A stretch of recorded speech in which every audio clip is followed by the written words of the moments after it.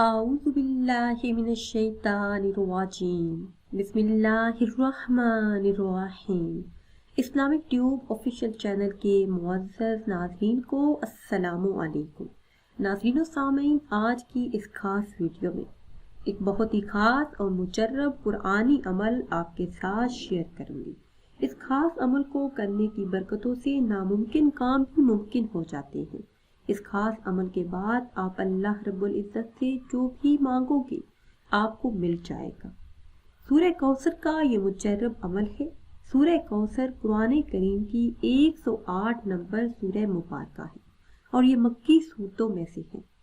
سورہ کوثر کی پہلی آیتوں میں یہ بشارت دی گئی کہ اللہ رب العزت نے اپنے پیارے حبیب صلی اللہ علیہ وسلم کو کوثر عطا کی، اور اس کے بدلے میں آپ صلی اللہ علیہ وسلم سے یہ فرمایا کہ آپ نماز پڑھیے اپنے رب کے لیے اور قربانی دیجیے۔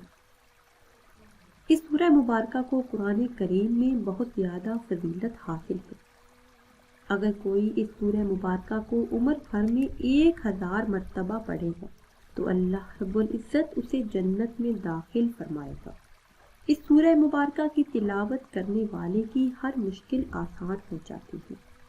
سورہ کوثر کا یہ مجرب اور خاص عمل ہے جو آپ نے عشاء کی نماز ادا کرنے کے بعد کرنا ہے، یا پھر اس ماہ مبارک میں کسی بھی دن فجر کی نماز ادا کرنے کے بعد کر لیں۔